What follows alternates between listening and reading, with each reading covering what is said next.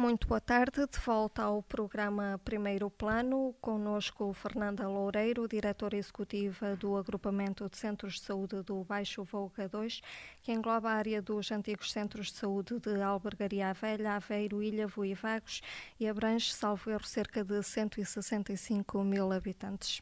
Doutora, começamos por falar da reforma do Sistema Nacional de Saúde, a que temos assistido nos últimos anos, particularmente na área dos cuidados de saúde primários. Esta reformulação do Sistema Nacional de Saúde era mesmo necessária? Era necessária porque as pessoas sentiam-se bem no antigo sistema, com o Serviço Nacional de Saúde que tinham.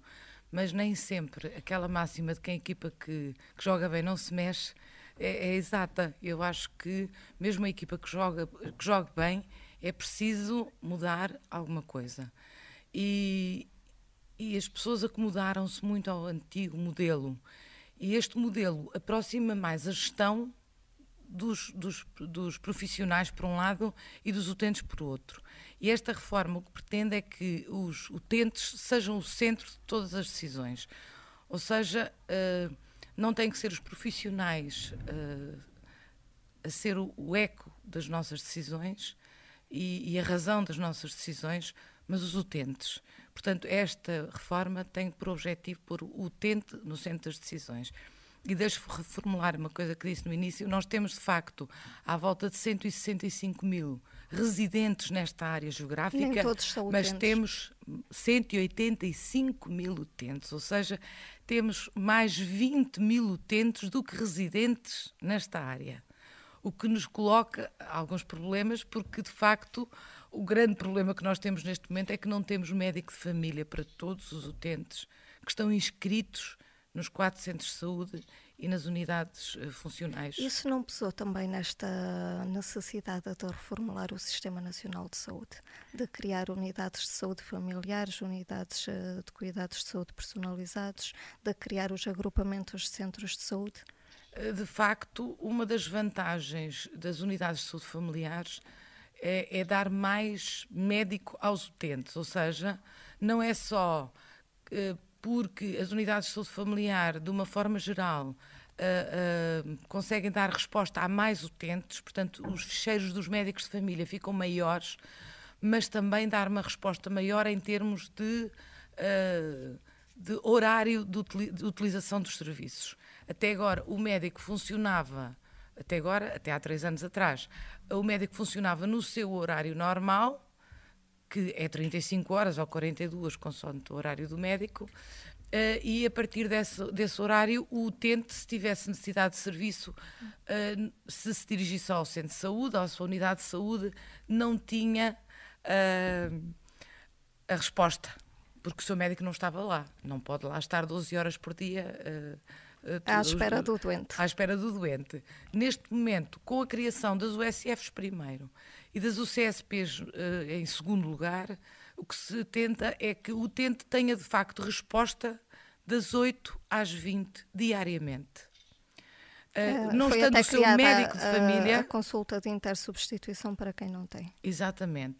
Não tendo o seu médico de família disponível, há um médico que lhe dá a resposta. Ou um enfermeiro que lhe dá a resposta, porque muitas das atividades do centro de saúde não se circunscrevem única e exclusivamente às atividades médicas. Portanto, o centro de saúde está aberto, a unidade de saúde, em Vagos temos 2, o CSPs, uma norte e uma sul, Já lá iremos.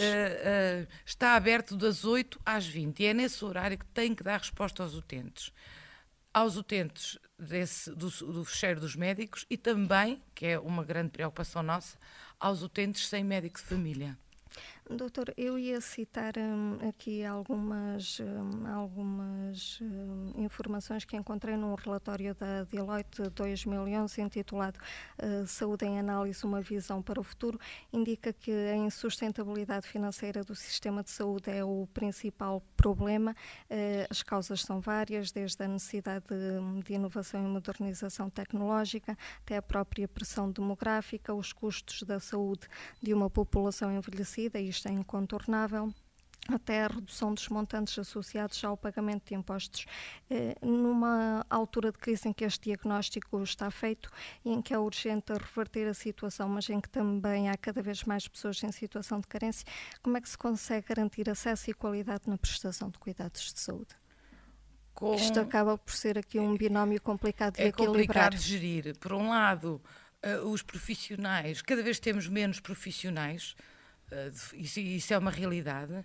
Os profissionais médicos porque se aposentam e no porque limite, não tem sido feita a renovação não há na mesma renovação, medida. e quando a renovação foi feita ainda não dá resposta no imediato àqueles que se aposentaram, porque como as regras de aposentação mudaram numa altura em que muitos profissionais verificaram que se não pedissem a aposentação naquela data iriam ser muito prejudicados, portanto a renovação não é imediata e por isso nós estamos neste momento com carência de médicos. Não é neste agrupamento, não é nas unidades de vagos, é no país inteiro.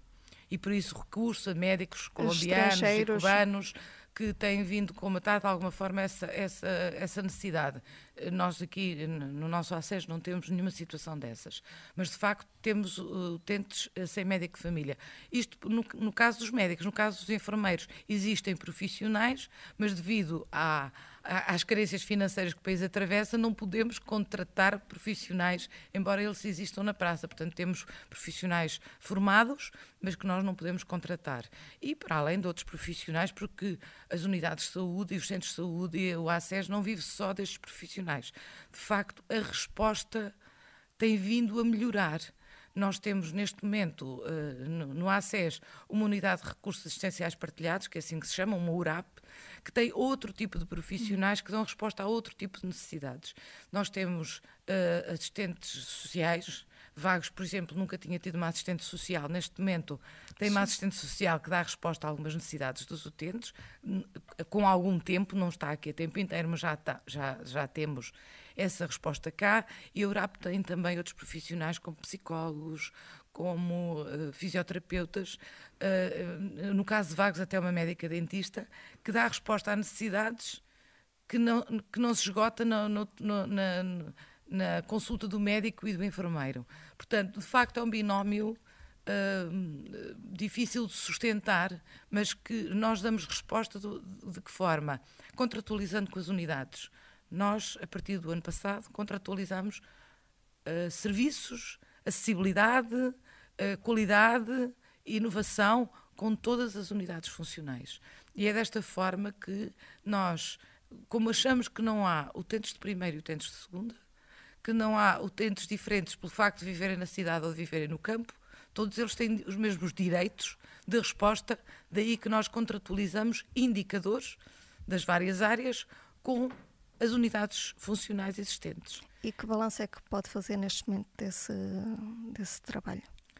Muito positivo, muito positivo. Eu acho que, muito embora as USFs, por exemplo, tenham uma vantagem de incentivos institucionais ou individuais para os seus profissionais e os CSPs não tenham, de facto, há o profissionalismo que os profissionais de cada uma das unidades têm na sua profissão. Sim. E que, de facto, leva a que eles respondam de uma forma muito assertiva e muito continuada à contratualização que fizeram. Portanto, contratualizaram, a contratualização é um processo de negociação, o que é que perante os dados que temos da população, perante os profissionais que temos e o horário de trabalho que têm, o que é que nós podemos, que resposta é que podemos dar aos nossos utentes, sendo que há utentes que nos preocupam mais do que outros, se nós podemos falar assim, porque há certas fases da vida que nos preocupam mais. Por exemplo, a infância é... Exatamente, a saúde infantil, a saúde materna, o planeamento familiar, esses não podem falhar, quer o utente tenha médico de família ou não, quer seja estrangeiro ou vive em Portugal, quer seja migrante ou não. Portanto, há determinadas áreas que de facto não podem falhar. E, portanto, há indicadores que nos levam a concluir que, de facto, as unidades de saúde, sejam elas os SFs ou os CSPs, dão uma boa resposta. Para além destas, temos uma URAP, como dizia há bocadinho, e temos uma unidade de saúde pública que trabalha não com utentes individualmente, mas com a comunidade no seu todo. E trabalha, por exemplo, na saúde escolar, com as escolas, com os infantários de todo o ACES, trabalha nas áreas da vigilância alimentar, trabalha na vigilância do sal no pão. Portanto, tem um trabalho comunitário para grupos e não para indivíduos. Muito mais vasto. Muito mais vasto e que abarca, de facto, todo o ACES. Doutora, falando ainda em termos de reforma e tendo em conta que estamos a caminhar novamente para a concentração de serviços, isto com vista à redução de custos que a crise obriga, o ACES e na região de Aveiro A3, do Baixo Voga, não é? Podem vir a ser somados numa única estrutura. Esta é uma possibilidade que... É uma possibilidade que se fala. Não sei se é uma realidade futura ou não.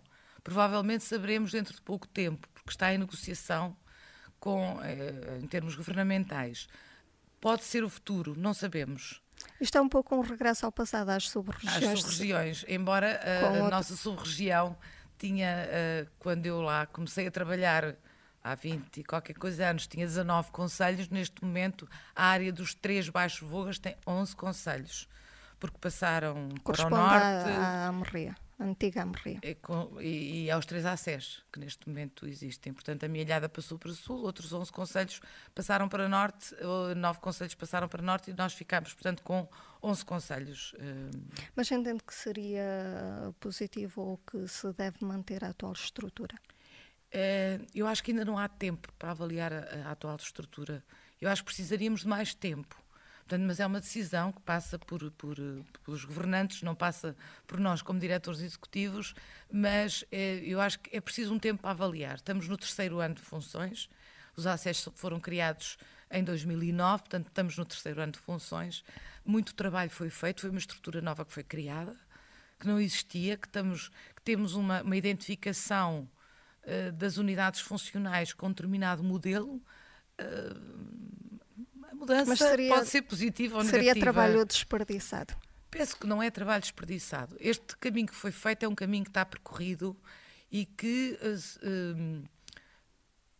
individualizou unidades que têm objetivos próprios e que mostrou que o trabalho de equipa é um trabalho a continuar a manter, porque se fala há muitos anos do trabalho em equipa, mas desde o falar-se nisso até conseguir trabalhar em grupo, até de facto atingir o trabalho de equipa, é um caminho longo. E mesmo que os ACES se juntem, se fundam,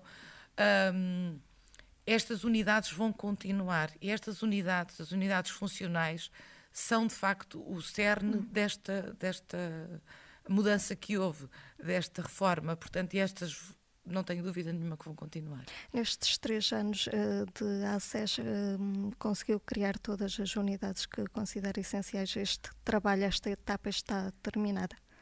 Todos os 4 centros de saúde estão todos divididos em unidades funcionais.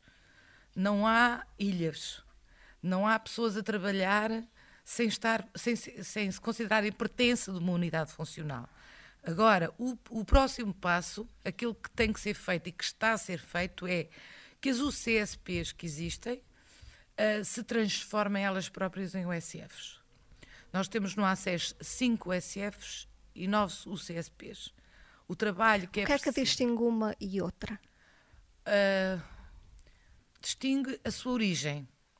As USFs criaram-se a partir do nada, foram, digamos, o cavalo de Troia da reforma. Tem maior autonomia? Maior autonomia não direi, entre as UCSPs e as USFs, mas a sua gênese foi diferente. E, no início, houve uma escolha dos profissionais. Os profissionais escolheram-se por livre e espontânea vontade para trabalharem em conjunto. Obviamente que os primeiros a escolheram-se entre si para formar a unidade. A escolha cada vez é menor, porque, de facto... Até porque existem cada vez de menos recursos. E existem escassez de recursos. Portanto, há as unidades que se estão a formar e temos nós temos 5 SFs, mas temos 4 SFs em processo de candidatura, portanto... Alguma em vagos? Não, nenhuma em vagos. Esteve já em processo de candidatura o SF Horus, no sul de Vagos, mas neste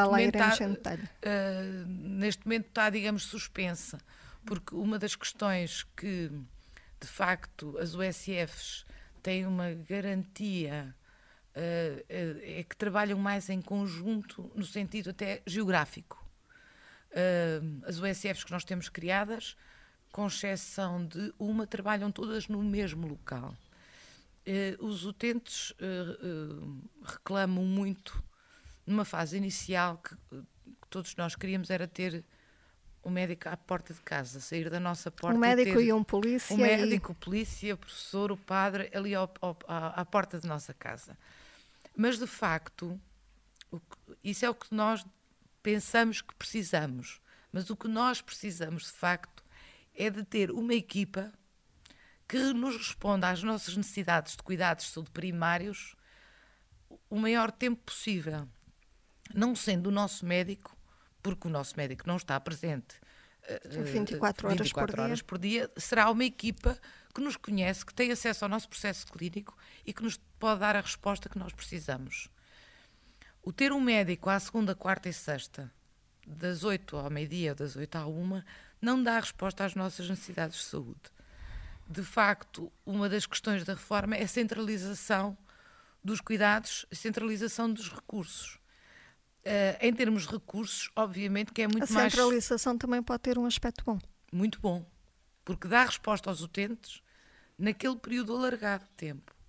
E dá uma resposta mais alargada. Dá uma resposta alargada, com um maior número de profissionais, e se não está aquele que nós estamos, que é o nosso médico de família, o nosso enfermeiro de família, dá o outro ao lado, que conhece o nosso processo e que provavelmente já nos atendeu alguma vez. E isto em termos de resposta aos utentes. Em termos de gestão de serviços, obviamente que é muito mais fácil gerir uma unidade, um espaço físico que tenha 3 ou 4 ou 5 médicos, 3 ou 4 ou 5 enfermeiros e o número igual de assistentes técnicos, portanto, secretariado clínico, e que, não estando o nosso médico, está o outro ao lado. Portanto, é muito mais fácil gerir se o colega teve que se ausentar por qualquer razão, e todos nós somos humanos, podemos ter que nos ausentar por qualquer razão, há sempre alguém que o substitui. Se o médico está sozinho, ou o enfermeiro sozinho, numa unidade, obviamente que ninguém vai substituí-lo por uma hora, não é possível. Doutora, por outro lado, em termos de custos, já agora fazendo o balanço total, é muito mais fácil pagar os custos de uma casa com vários compartimentos, em termos de aluguer ou de arrendamento, de luz, de água, de aquecimento. Custos de manutenção da estrutura. Da estrutura e dos profissionais. Porque eu posso ter uma estrutura a trabalhar com 4 médicos e 3 enfermeiros e 2 assistentes técnicos, mas se eu tiver 4 estruturas, cada uma com o seu médico, eu tenho que ter 4 médicos, 4 enfermeiros e 4 assistentes técnicos. Porque um assistente técnico, por exemplo, não pode sair dali e ir daqui a 5 km fazer o serviço que o colega estava a fazer. Não é possível. E vamos bater na questão... Podemos ter melhor serviço para a população, melhor serviço, melhor resposta, com recursos mais reduzidos. Há outros inconvenientes, obviamente. E era lá que eu ia. A escassez de recursos humanos e esta reorganização levou ao encerramento de extensões de saúde que estavam mais próximas da população e obriga as pessoas a terem que fazer uma maior deslocação.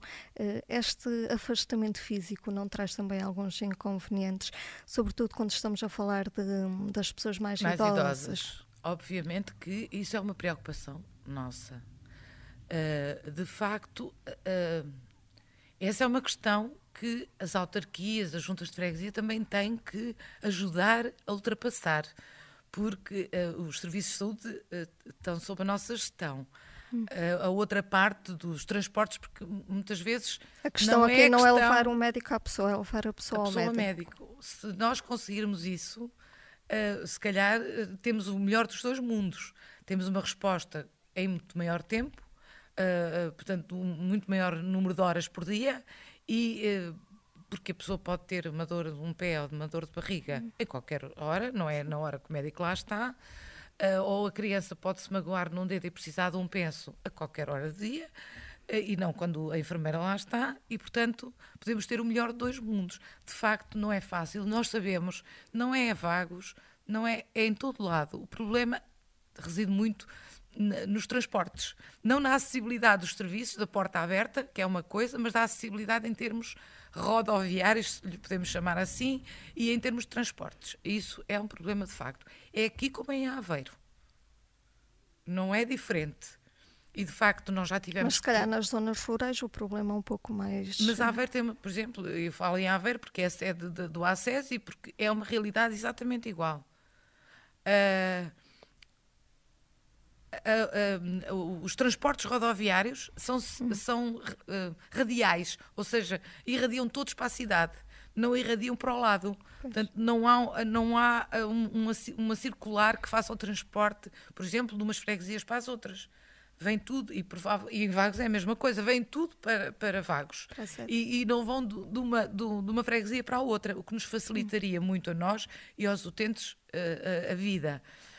O encerramento das extensões teve a ver e tem a ver com a aposentação de profissionais. Ainda recentemente... É incontornável. É incontornável. O Dr. Emílio Gomes em Fonte-Angião. Em Fonte-Angião aposentou-se, provavelmente vai voltar. Mas enquanto não voltar, de facto, nós não temos outro médico para lá pôr. Vagos Norte está mais bem servido em termos de edifícios. Tem um centro de saúde belíssimo. Já vamos falar mais em pormenor do Conselho de Vagos, mas já agora, e aproveitando porque falou no caso da aposentação de mais um clínico no Conselho de Vagos, este processo de cativação de médicos que já entraram na reforma está a correr bem? É possível realmente conseguir aqui alguns profissionais de saúde? No ACES já temos uma profissional que se aposentou e que já está a trabalhar. Sim. E provavelmente vamos ter a curto prazo mais 2. E, portanto, é um aspecto positivo. As pessoas, de facto, aposentaram-se porque viram defraudadas algumas das suas expectativas, que todos nós temos quando pagamos os nossos impostos. De facto, todos os profissionais foram sujeitos, como em toda a função pública, a um corte dos seus ordenados e a um corte das suas regalias em termos de subsídio de férias e de Natal, e, de facto, as pessoas têm que olhar para o seu futuro também.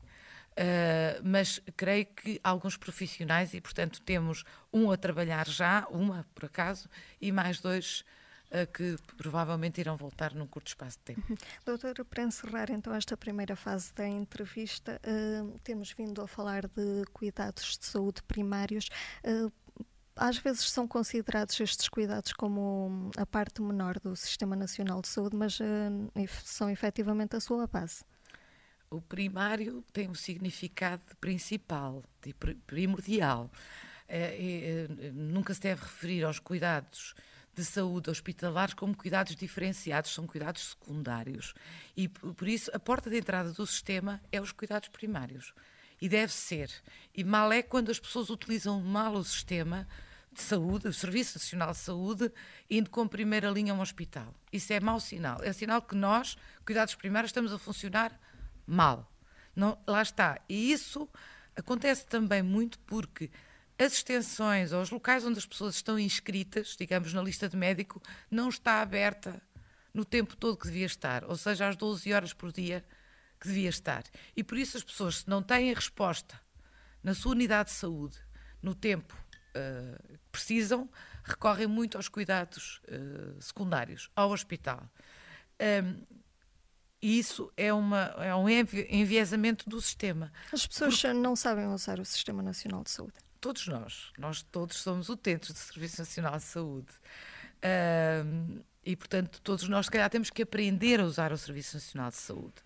E os cuidados primários com os cuidados secundários, com os hospitais, que agora não é um hospital, mas um centro hospitalar, estamos a negociar e negociamos sempre como é que a passagem dos utentes, em que fase é que os utentes, de facto, devem ser referenciados ao hospital e em que condições, para facilitar o acesso dos utentes aos cuidados secundários quando, de facto, eles necessitam. Mas os cuidados primários dão resposta a cerca de 90% das necessidades de saúde e de cuidados de saúde, não é necessidades de saúde, porque isso é outra coisa. Há os cuidados de saúde da população. porque a saúde cada um deve tratar da sua e do seu núcleo familiar próximo.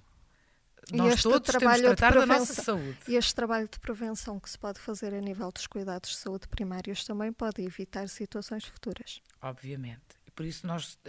Uma verdade lá para Alice, que pode evitar custos ao Sistema Nacional de Saúde no futuro. Nós estamos a trabalhar muito, muito de perto com, por exemplo, os jardins de infância, as escolas do primeiro ciclo, do segundo ciclo, promovendo, de facto, por exemplo, a alimentação saudável, que é uma preocupação que nós temos no nosso ACES, que foi diagnosticada e que é um problema mundial. É considerada pela Organização Mundial de Saúde a pandemia do século XXI, que é a obesidade. A obesidade infantil, que é, na nossa zona, está ao nível da obesidade no Reino Unido, por exemplo, e nos Estados Unidos. E a obesidade infantil pode-se prevenir trabalhando nas escolas, nos jardins de infância e nas escolas. Antes disso, se calhar, na consulta de saúde materna e de saúde infantil, mas nos infantários e nas escolas, e a Unidade de Saúde Pública está a trabalhar, de facto, sobre esse problema. Porque as crianças consomem alimentos que são proporcionados, na maior parte das vezes, pelas cantinas das escolas. Portanto, nós temos que atuar. Provavelmente, a Unidade de Saúde Pública, em muitas áreas, não precisa sequer de ver as crianças para trabalhar com esse público-alvo. Agora, deve trabalhar com quem fornece os alimentos às crianças. E temos que ter uma alimentação. Se a escola é um espaço de educação, deve começar também com a alimentação. Como é que uma criança deve comer? Este trabalho é transversal à criança, perpassa para os pais, porque um programa que temos neste momento de desenvolvimento nos 4 concelhos do ACES é os lanches escolares. É um projeto dos lanches escolares. Quando é que começou? Já começou em Ilhavo há uns 3 anos e agora está nos 4 concelhos. Porque o que nós pretendemos é que, para além daquilo das refeições que as crianças consomem na escola, que é fornecida pela escola ou por o ATL, que também os lanches que elas levam para as escolas e que são da responsabilidade da família, que sejam sujeitos a regras. Aquela imposição de levar uma peça de fruta, imposição. Exatamente, uma imposição não é uma imposição, se calhar devia ser. Um conselho. Mas é um conselho muito, muito agressivo, se quisermos dizer isso, de que as crianças não devem levar determinados alimentos para a escola, porque são prejudiciais à sua saúde e são prejudiciais aos que estão à sua volta, que deve haver uma harmonização dos lanches escolares e que essa harmonização tenha por base uma alimentação saudável. Ou seja, não é levar os croissants cheios de manteiga e de chocolate e daqueles pré-cozinhados, porque se calhar são mais fáceis para os pais organizarem de manhã, mas se levantarem 5 minutos mais cedo, podem pôr manteiga dentro de um pão e dar uma peça de fruta e ter uma alimentação saudável para meio da manhã ou para meio da tarde. É muito mais barato, e estamos numa altura de contenção económica para o exterior, para os serviços e para a casa de cada um. É uma alimentação mais saudável, mais barata e melhor para as crianças. E nós temos que travar a obesidade infantil, porque se não travarmos vamos ter jovens adultos obesos, mais problemas cardiovasculares, diabetes, portanto, que são os grandes problemas de uma população desenvolvida, dos países desenvolvidos do século XXI.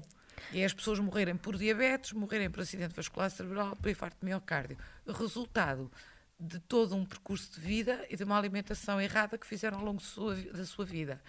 Isto é um trabalho com as crianças, com as escolas e com os pais das crianças. Mas não receia que numa altura de crise em que há pouco dinheiro para investir no Ministério da Saúde e também não escapou aos cortes orçamentais, em que isto acaba por ter reflexo nesse tipo de trabalho que se faz? Não, este tipo de trabalho não vai ter reflexo. Não vai ter porque a Unidade de Saúde Pública continua a trabalhar e que trabalha muito bem com as autarquias e com as escolas, sempre trabalhou, e porque a população, que são os nossos utentes, e que são eles que nos preocupam, tem que perceber que a responsabilidade da saúde não é dos serviços de saúde. A responsabilidade da saúde de cada um é de cada um. É de cada um e do seu contexto. Do seu contexto familiar, principalmente. Porque é na nossa casa que nós comemos e nos abastecemos, se calhar, para levar para o trabalho e para levar para a escola. É na nossa casa que nós consumimos grande parte dos alimentos e que nos é feito os ensinamentos daquilo que devemos comer e de como devemos viver. E da forma como nós vivermos, assim vamos, as doenças que vamos ter e a forma como vamos morrer. Isto é horrível de dizer, mas é verdade. E, portanto, não queremos que as pessoas morram saudáveis, mas queremos que as pessoas se mantenham saudáveis a maior parte da sua vida, que sejam adultos saudáveis e que sejam idosos saudáveis e ativos, porque a par da alimentação vem a atividade física. E, de facto, muito do trabalho que é feito pela educação para a saúde e pela saúde pública é também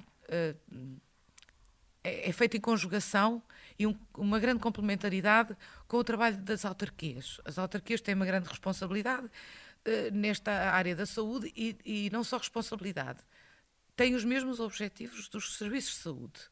Eu acho que a autarquia e os serviços de saúde têm o mesmo objetivo.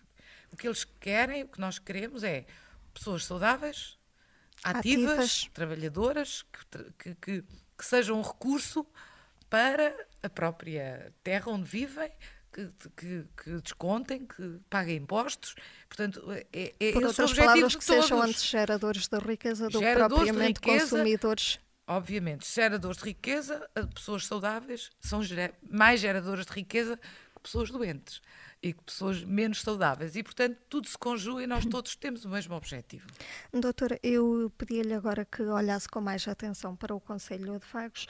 Nos últimos anos encerraram as extensões de Santa Catarina, Calvão e, mais recentemente, com a reforma de um clínico, o Dr. Emílio Gomes, também Fonte Angião. Estão criadas 2 unidades de cuidados de saúde personalizados na Vila de Vagos e em Ponta de Vagos. Mantém-se consultas em Sousa, Gafanha da Boa, Oca e Covão do Lobo. Penso que não me estou a esquecer de nenhuma. Doutora, a primeira questão, e penso que é algo que preocupa os vaguenses, está previsto o encerramento de mais alguma extensão de saúde? Nós não temos previsto... Essa questão é complicada. Há um ideal de trabalho e há aquilo que se pode fazer. Se me pergunta qual era o ideal em termos de gestão de serviços, seria uma. Em termos da realidade que nós temos, e o Concelho de Vagos tem uma característica diferente, se calhar, dos outros, eu equiparo muito à albergaria, por causa das distâncias e da multiplicidade de extensões de saúde que tem. Vagos tem muitas extensões de saúde. Vagos muito espalhadas. Tem 11 freguesias, tinha 9 extensões de saúde. Portanto, isso não faz muito sentido. Portanto, só Santo António e Santo André que não tinham extensões de saúde.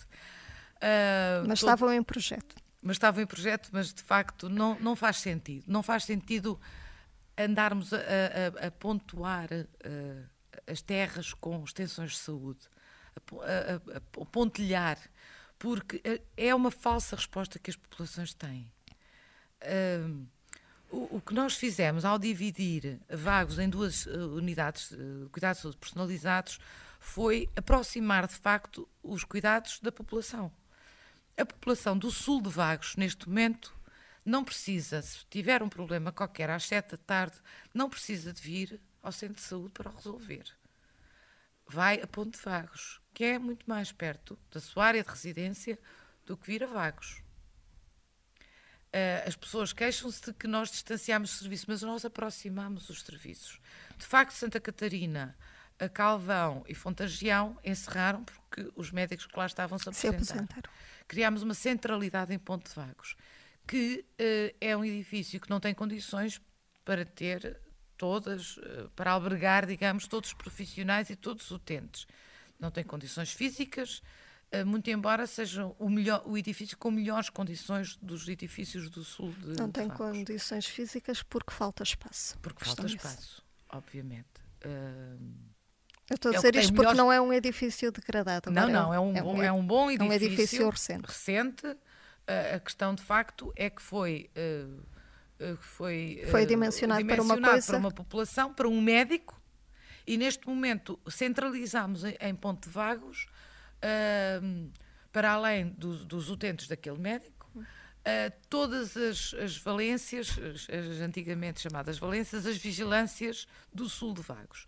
Porque se nós temos uma população idosa que tem alguma dificuldade em se deslocar, temos uma população jovem que não tem essa dificuldade. E, portanto, as consultas de saúde materna, de saúde infantil e de planeamento familiar, na maior parte dos casos, são feitas em Ponte de Vagos. Algumas são feitas ainda em Vagos, em Sousa, em Oca, mas Sousa é cá de cima, em Oca, mas a grande maioria, portanto, dos médicos que estão no Sul, essas vigilâncias são feitas em Ponte de Vagos, que é realmente a extensão que apresenta melhores condições. Doutora, voltando um pouco atrás, não é possível neste momento prever então o encerramento de mais nenhuma unidade? Não está prevista neste momento situação? Não está prevista.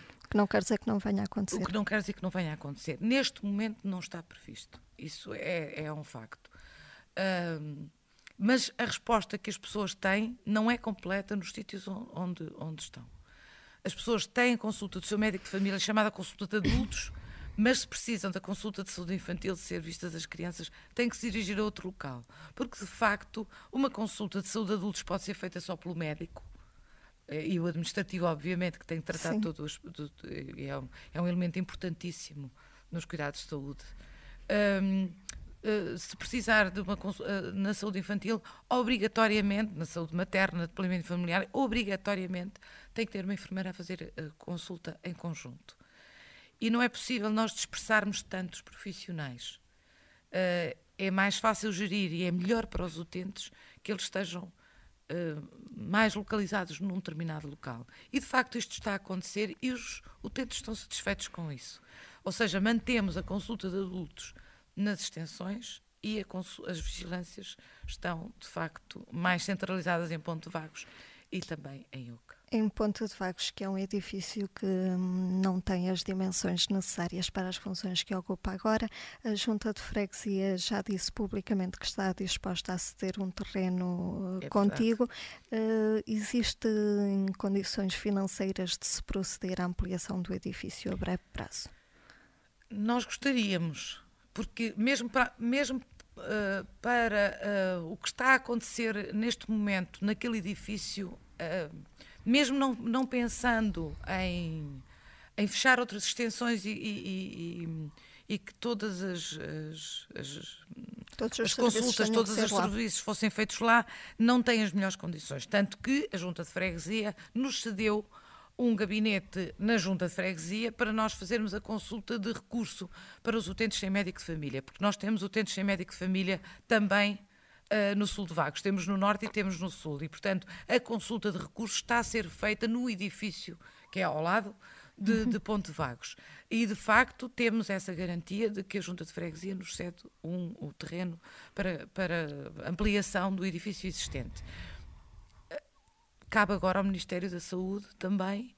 Nós temos uma proposta feita não para uma dimensão grande do edifício que permita fechar todas as extensões, que é essa uma preocupação dos vaguenses, mas para pelo menos dar mais condições àquilo que lá se faz, de ter melhores condições físicas, de proporcionar um bom atendimento, com uma sala de espera mais dimensionada, para aquilo que já se faz neste momento para as vigilâncias e para a consulta de saúde de adultos, que neste momento já se faz em Ponte de Vagos. Mas estamos a falar de uma obra de vulto? Estamos a falar, neste momento, de uma obra de pequena dimensão. Obviamente gostaríamos de uma obra de maior vulto para um edifício com outras características, mas neste momento não é previsível a curto prazo que isto venha a acontecer. Doutora, e voltamos à questão da escassez de recursos humanos. Cada unidade de saúde de cuidados personalizados de Vagos necessitaria de mais 2 médicos, não havendo... Eu diria que a unidade sul necessitaria de mais um médico, provavelmente, e a unidade norte mais 2. A indicação que eu tinha é que seriam necessários pelo menos mais 2 para cada um. Não, mas mesmo sendo apenas 3, não está prevista a colocação de mais médicos no Conselho? Está previsto como eu disse, para um prazo relativamente breve, a vinda de 2 médicos. Os 2 para o município de Vagos? Os 2 para o município de Vagos. Tem ideia de quantas pessoas já que estarão sem médico de família? O meu objetivo era que Vagos ficasse sem utentes sem médico de família. E seria o único. Esse seria o ideal. Seria o único, porque o grande drama do ACES é Aveiro. Aveiro tem muitos utentes sem médico de família. Nem sempre estar na cidade ou na capital distrito é vantajoso. De facto, o nosso maior problema em termos de utentes sem médico de família é Aveiro. Nós temos neste momento nos 4 centros de saúde, portanto no ACES todo, à volta de 11.000 utentes sem médico de família, que é muito. E no Conselho de Vagos tem ideia quantos sejam? Neste momento porque temos uma médica colocada cá, que não faz parte do quadro, mas que está cá colocada, neste momento à volta de 3.500 utentes sem médico de família. E aproveitando que estamos a falar em médicos de família, cada um tem, salvo erro, cerca de 1.900 utentes, ou pode receber nos seus ficheiros até cerca de 1.900 utentes, ou rondará isso? Um bocadinho menos. Um bocadinho menos. Mas, no entanto, Vagos tem profissionais excelentes e tem profissionais que já mas este é um estão número há tantos aceitável. anos. É fácil um médico conseguir gerir? Um fecheiro de 1.900 utentes? Sim. Depende do horário que tenham. Portanto, os médicos não têm todos o mesmo horário. Os médicos têm ou 35 horas ou 42 horas, o que é uma diferença de 7 horas de trabalho. E não temos todos os médicos em 42 horas, temos alguns em 35.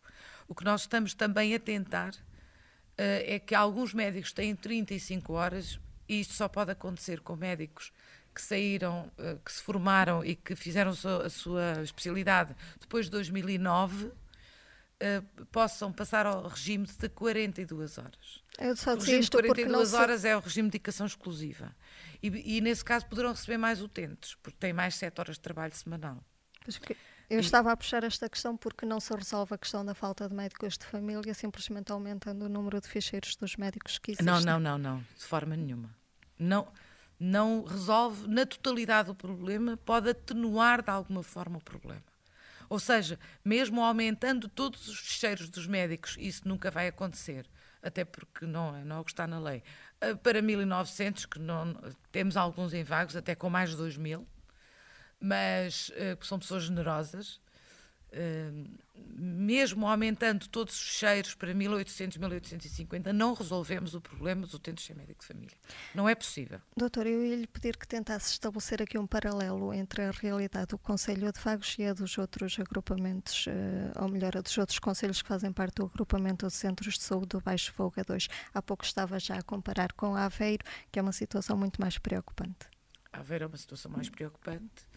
Ilhavo tem uma situação parcialmente resolvida, tem um fecheiro sem médico de família que está a tentar ser absorvido, os profissionais estão a tentar absorvê-lo pelos outros médicos, lá está aumentando os seus fecheiros. Portanto, nós de facto temos pessoas generosas a trabalhar. A Albergaria tem utentes sem médico de família e a Aveiro, de facto, é o que tem mais utentes sem médico de família. Em termos de instalações, Vagos também tem algumas boas instalações e outras menos boas, como a generalidade. A Aveiro também tem extensões muito más, com piores condições e outras com melhores. Nem sempre os melhores edifícios correspondem a melhores instalações, porque depois há outras situações. E em termos de modernização administrativa, a rede informática, nesse aspecto? É igual para todos. O que existe em Aveiro é o que existe em Fontargião, é o que existe em Ponte Vagos, é o que existe em Ribeira de Fráguas. O sistema informático é igual, o acesso tecnológico, os equipamentos são iguais, isso estamos todos no mesmo nível. O acesso, por exemplo, à marcação de consultas para o hospital é igual. Tentámos criar uma harmonização, de facto, que todos tenham o mesmo acesso da mesma forma. De facto, as instalações não são iguais. E nós gostaríamos que todos, porque todos utentes, não há utentes de primeira, não pode haver, e de segunda. todos têm direito às mesmas condições de conforto, de acessibilidade, de horário de atendimento, todos devem ter o mesmo acesso. Infelizmente ainda nem todos têm, mas já têm acesso no mesmo horário à sua unidade de saúde, quer seja na Branca, no norte de Albergaria, quer seja no sul de Vagos. Portanto, de facto, as unidades estão todas abertas, não quer dizer que seja a extensão. É a unidade, o cuidado de saúde personalizado, ou SF, estão todas abertas entre as 8 da manhã e as 20 horas, em todo lado, igual. Doutora, estamos a chegar ao fim do nosso tempo. Eu perguntava-lhe agora como é que é ser diretora de um agrupamento de centros de saúde numa altura em que se procede a todas estas alterações e em que há sempre contestação da população. Há contestação da população, há contestação dos autarcas, há contestação dos presidentes de junta de freguesia, há contestação dos colegas, há contestação dos outros profissionais. Pronto, temos que viver com isso. De facto, quando se iniciaram os ACES foi a fase mais conturbada, obviamente, há 3 anos atrás, porque partíamos de um modelo para passar para outro modelo completamente diferente. Portanto, essa foi, de facto, a fase de maior perturbação. Neste momento, penso que o modelo está consistente das unidades, das unidades funcionais, quaisquer elas que sejam. Nós temos 17 unidades funcionais e somos apoiados por uma UAG, por uma unidade de apoio à gestão, e somos apoiados também por um gabinete do cidadão, que gera toda aquela parte que, podendo ser incómodo, é muito importante para nós, que é as reclamações. Nós temos que gerir, porque, de facto, as reclamações podem ser muito úteis para quem está na gestão. E, portanto, todas as reclamações, sejam feitas em Ribeira de Fragas ou em Ponte de Vagos, passam pela minha mão. Eu leio-as todas e respondo a todas. Obviamente que há uma preparação, há uma audição de todas as reclamações e eu leio-as todas e respondo a todas. São bastantes, algumas que os utentes têm razão, outras nem tanto, mas têm sempre razão os utentes, nem que seja pelo facto de não terem no seu local a informação toda disponível que deviam ter. Portanto, e essa é uma falha sempre dos serviços. Se não damos a resposta toda que os utentes, não é a resposta que eles pretendem, mas a resposta que deve ser dada. E às vezes essa clarificação, os utentes não podem ter aquilo tudo que querem, mas devem ter tudo aquilo que precisam, que são duas coisas diferentes. E, portanto, receber as suas reclamações, receber, de facto, os presidentes da Junta de Freguesia, ainda esta semana, no final da semana passada, recebi um presidente da Junta de Freguesia de Vagos. Portanto, receber essas pessoas e perceber do lado do utente o que é que ele sente, o que é que ele pensa, é muito importante para nós, para a gestão. Portanto, trabalhar com pessoas, de facto, não é fácil. E como se diz em relação às escolas, os centros de saúde e os hospitais seriam fáceis de gerir se não tivessem lá ninguém, nem utentes nem profissionais. Mas como nós somos todas pessoas, o facto de termos lá pessoas, quer a trabalhar, quer a utilizar os serviços, é ótimo. E, portanto, queremos dar sempre a melhor resposta e trabalhar numa fase destas é como trabalhar em qualquer outra fase. É sempre preciso trabalhar para dar resposta às necessidades. Nem sempre conseguimos aquilo que pretendíamos, mas vamos tentando melhorar todos os dias. E é com estas palavras que encerramos o programa Primeiro Plano. Doutora Fernanda Loureiro, muito obrigada. Obrigada, eu.